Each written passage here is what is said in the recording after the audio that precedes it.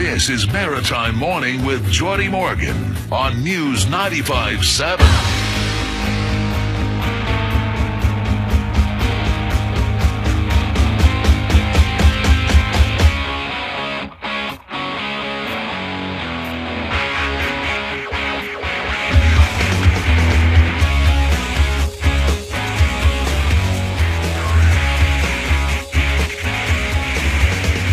Welcome back to Maritime Morning for the 24th day of April 2012. Well, we spent a lot of time talking about criminals, probably not enough time talking about victims of crime, and this week is Victim of Crime Awareness Week. And as I mentioned off the top of the hour, in the wake of Raymond Tavel's murder last week, victims of crime, I think is being brought into somewhat more poignant focus, especially for those of us here in Halifax. Yvonne Atwell is the executive director of the Community Justice Society, and Bill Carr is also a restorative justice advocate. He is the director of a film that is being released this week and is also a founder of ARC. And Bill is going to tell us what that is all about in just a moment or so. But they join us in this morning in the studio to talk about Victims of Crime Awareness Week and perhaps some things that you might want to be aware of that are going on here in Nova Scotia. And good morning to you both. Good morning. Good morning. Yeah. Bill, you've been working on a film. Yes, sir. What's the film you're working on?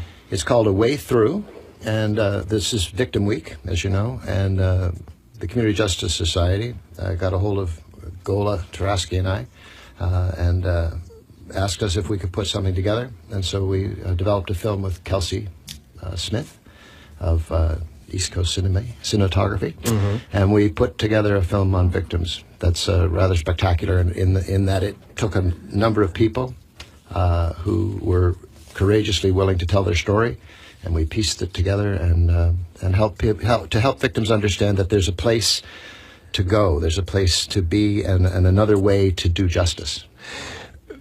When we think of victims, perhaps our first thought is going to someone like Raymond Tavel, for example, somebody who is a victim of a tragic circumstance and crime and, who ends up dead at the end of the day. But victims spread far beyond that, don't they, Yvonne? I mean, sometimes we perhaps don't think of victims of crime as being the people that are left in the wake of a tragedy like that. Yes, absolutely. The work that we do with the Community Justice Society, maybe just to give you a little bit about that, at the Community Justice Society we deal with young people between the ages of 12 and 17 through our Restorative Justice Program. And that's a program of justice that the community organization delivers that program. And we deal with young people, victims, and community. So there's 3 stages to that work. And so victimization runs far beyond just the what we do in the society, and I think this is why the film is so important. It's coming up to show what that looks like in a very broad way as well. What is it you wanted to accomplish with this film? What message did you want it to bring, or what did you want this film to do? Well, I want this film to be able to speak to victims, speak to community, speak to justice partners, to say that there's always a way to resolve conflict. There's always a way to talk about harm. There's always a way to heal. There's always a way to be more just. But we have to have those conversations. We have to build those relationships in our community and with each other. And the film speaks very clearly to all of those issues. Mm-hmm. And so, Bill, when you were asked to do this, what is it that you want? How did you focus on it? What was it that you wanted to bring through? See, I think we're a story species, Jordi, and you know that from being on this radio show, that people want to tell their stories, and and one of the things that we tried to do with the film was let people who've been involved with the system, the tradition, the older system, the more orthodox system that everybody knows about, courts and judges, etc., and let them know that there's another aspect to the system now, and it's called restorative justice, and it involves a lot more dialogue, a lot more communication, a lot more. There's a lot more of an opportunity to unpack the stories and the realities, because sometimes as a culture we tend to focus on a situation and say, well, we need an answer, and we want an answer right now. We want to know who was right and who was wrong. We want somebody punished, and we want it fixed and gone, and we move away. And as a result, we don't get into the complexity and the messiness of our humanity. And with restorative justice, one of the things that happens is people sit down and you start to unpack. You say, what happened? What really happened? Who was affected? These are fundamental questions that are asked every time. What happened? Who was affected? And how do we, as a community, make it right? And it starts with often two individuals, but then it extends into their family. Then it extends into the larger community, and then finally into the society itself. And if we don't unpack all of those aspects of it, then we'll repeat. We'll keep coming back to it because we don't get at the real root of what's happening. And the root is always in the heart of the story. Unfortunately, our justice system isn't set up to do that. No, the justice system that you're talking about isn't, but restorative justice is. It is. So how, Yvonne, do we integrate those two philosophies, if you will, this idea that you want to be able to get at a root of this, the cause?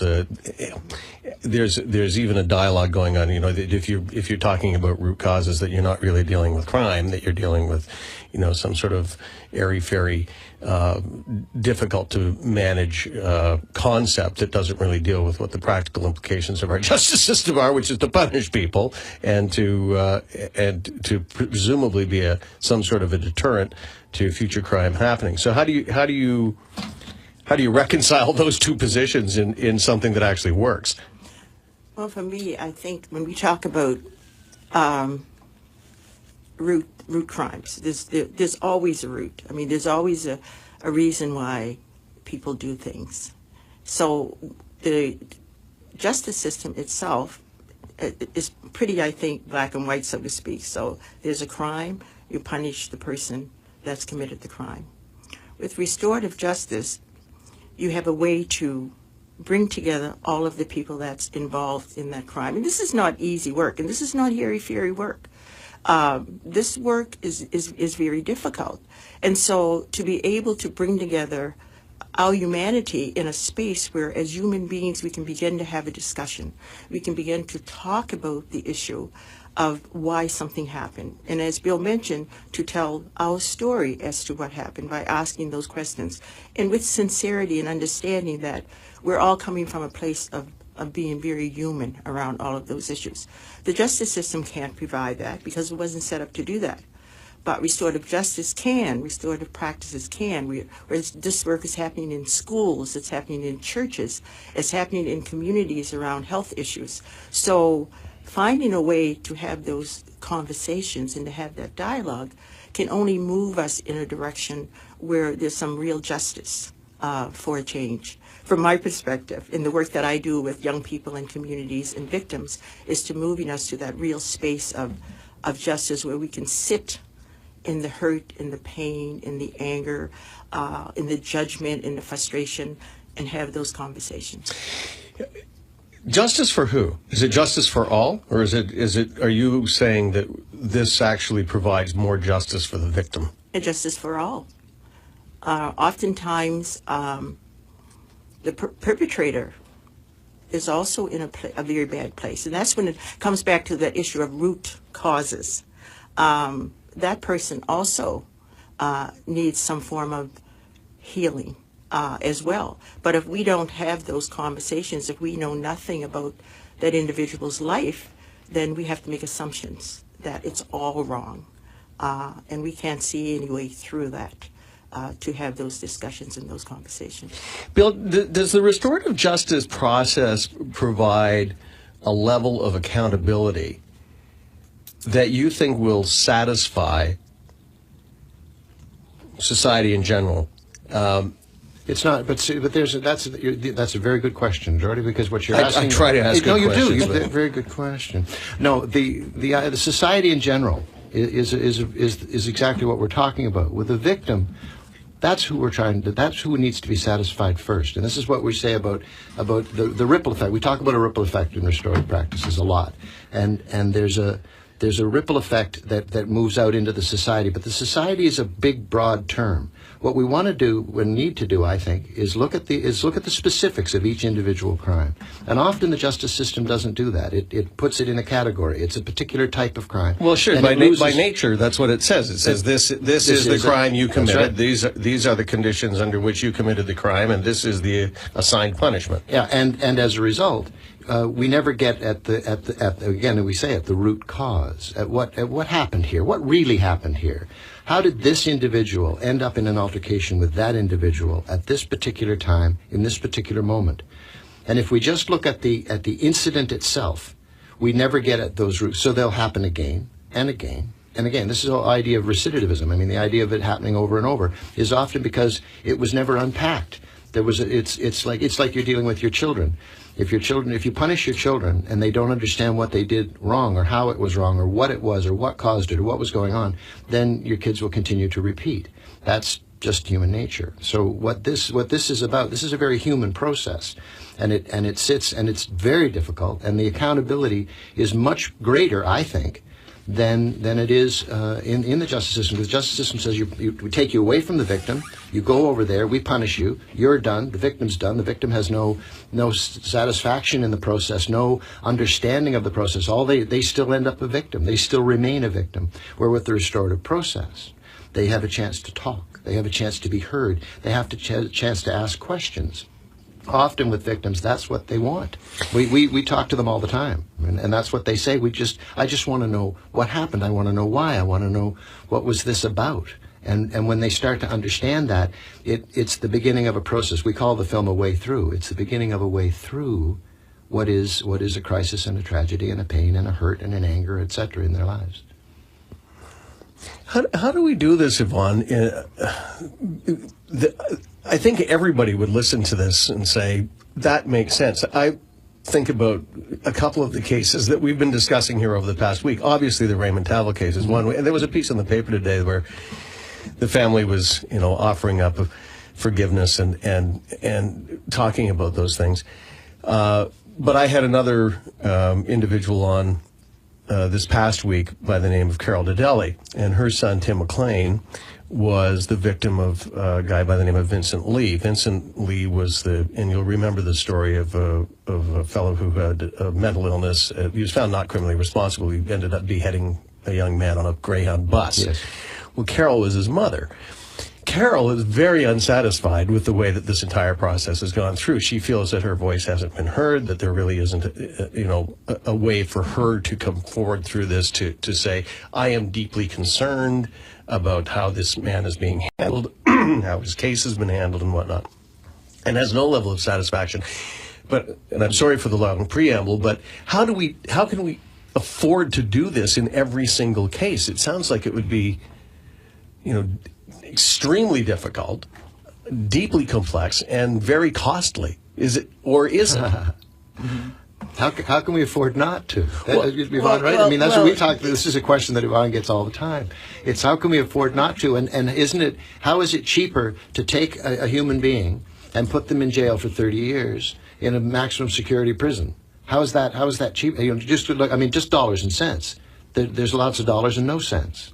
You have to, and so instead of that, Yvonne, speak to that. No, you're absolutely right. I mean, I don't think you can put a price on that. If a victim is dissatisfied and has no place to go where there's a safe conversation, to be able to build that kind of relationship, to have her voice heard, like this young lady that you talked about, she will not get the kind of satisfaction that she needs. So safe spaces have to be provided. We have to have real conversations about real people so that this can happen. It can happen. It's already happening in many places. But I think if with regard to the justice system itself, it has a responsibility, I believe, and an obligation to stop building jails and to start reaching out in a new way, because their answers are there. I mean, it's been proven that through this process, through that dialogue and discussion, victims actually do find some satisfaction in the long run. And I think Bill can also attest to this with the kind of work that he's doing in many other places himself. around this issue. Yes, it's expensive. Yes, it's difficult. Yes, it's hard. But going to jail, not getting satisfaction, being afraid, it's also very hard and very difficult. You must run into pushback in terms of public safety issues. I mean, people are saying, okay, well, this, yeah, we can, you have the conversation, you sit down, you have satisfaction for the victim and whatnot, but at the end of the day, I want that guy in jail for a long time because I feel that he's dangerous. Well, it's a simple way of thinking, but it is not. Is it not how many people approach criminal justice issues? Yeah, of course it is. But the interesting thing about that is that's the initial response. If somebody attacks me or attacks my family, I'm going to have an initial response that's going to be visceral. And there's all sorts of science around it. I'm going to release cortisol and adrenaline onto my cortex, and it's going to shut down, and all I'm going to want is revenge. But is that the kind of society we want to build? And often with a victim, after that initial feeling, one of the things that starts to happen is they want to know why. They want to know what really happened. And they want real assurance that their safety means something, that what happened to them has a meaning and a purpose, and that they can then move through it. If you take someone and throw them in a jail, and there's no rehabilitation, and then that simply is that. That one person is gone, yes, sure, but that's not safety. What caused it? What are the greater questions? What are the greater issues? When I was a kid, my mother had a terrible book of Reader's Digest poems in the bathroom, terrible book. But one of the poems was called The Foolish Village, and it was about a village that couldn't decide whether to put a fence on the hill or an ambulance in the valley because people were falling off the hill. But they said, it's not the falling off the hill that hurts, it's the landing in the valley. And I think with crime, a lot of the times we keep putting ambulances in the valley instead of putting fences on the hill. And the fence on the hill in this instance is that conversation, that dialogue, that ability to unpack what's happened, really get to the root causes, and then address those one at a time. We know that crime isn't just that. That's the pointy end of the stick.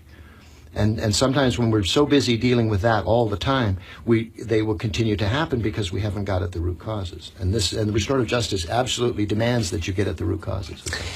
Bill Carr has just produced a film. It is being released this week. It is for Victims of Crime Awareness Week.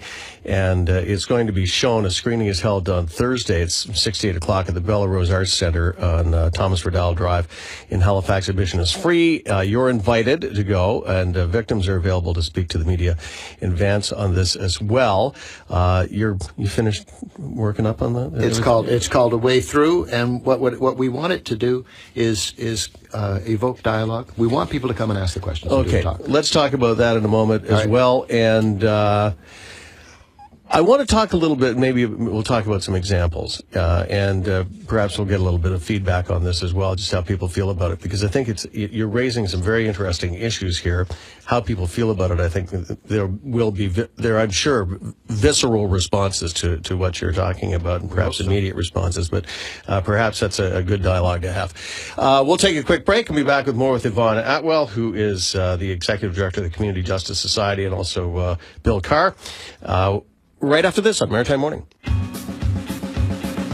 This is Maritime Morning with Jordi Morgan on News 95.7. Welcome back to Maritime Morning. We're talking about the restorative justice system, if you will, if there is such a thing, and perhaps the creation of such. I know that Nova Scotia is actually making some moves in this regard. Bert has a quick comment for us. Bert, I'm just going to ask you to keep it quick because we don't have much time, but very quickly, what were you thinking? Oh, my opinion, I find it a problem that these people are calling the perpetrator the victim. They're not talking about the victims of crime here. They're talking about the people who commit crime. And it's just an excuse that they're trying to pass on to the people listening to this program. You can't excuse crime. You can't excuse violent crime. And when you bring the person who commits a violent crime in the same as the other person, it's intimidation. What you're talking about is, to me, just ridiculous and some kind of a make-work program that isn't worth really the time of talking about it. Okay, Bert, thanks. I know that people have this response, but, talk about Bert, somebody saying that, bringing people together like that to kind of have that, people look at it as sort of a kumbaya session. Oh, it is not a kumbaya session, believe me. I understand what he's saying. Bert's not. I don't think he's been involved in a restorative process, or he'd know that it isn't a kumbaya session, that it isn't gentle, it isn't easy. There are some people who commit crime, and who absolutely say, I don't want to be there. I don't want to be in the room. Throw me in jail. I don't want to be there, because that's really coming to terms with what really happened. And the victims often, they are, by the way, in the traditional justice system as well, they are confronted with the person in the courtroom, but they're never allowed to have any dialogue. And in fact, they're put on trial. The victims are often put on trial to prove that they are, in fact, victims in any way, shape, or form. One of the things about the restorative process is the person who has committed the crime has to immediately and completely assume their guilt. They have to say, I'm responsible for it, and then the process starts. A lot of people misunderstand that. It's not just a bunch of people coming in a room and holding hands. There's a lot of pre-work that has to be done. Dialogue has to happen. The person has to accept responsibility, and then the process begins. I've only got a minute left, but is there evidence, Yvonne, that this is working here in Nova Scotia? Absolutely. Absolutely. Right across the province, there are several restorative justice agencies. And just to follow up with what Bill is saying, there's a lot of work done before we ever bring those people together. We do a lot of pre-session work. We have qualified people who come to facilitate these sessions. We're very careful. We provide safe spaces for people. We're not talking about just somebody committing a violent crime or any crime and then coming together and talking about it, because that would be exactly what I think Bert said. Yes, it would be intimidation, and it would be re-victimizing the victim. So we would never do that. That's not part of a restorative process. It's not part of restorative justice or anything that we do. This is a well thought out process that allows people to have a say, to hear their voice, and to tell their stories. Come on back in. Let's do this again, okay? Yeah. I do want to talk about this some more. I think it's very interesting. I think there's a lot of broader issues, especially around mental health issues, that we haven't had time to discuss here. But if somebody wants to actually find out more about this, on Thursday from 6 to 8, the Bellarose Arts Center. It's 283 Thomas Riddell Drive. Admission is free. Bill's film, which actually brings people together who have gone through some of this. It's called A Way Through. Will be shown, and there's an opportunity to talk as well. Yvonne Atwell, thanks for coming in. You're welcome. Bill, always a pleasure. Thanks. Okay.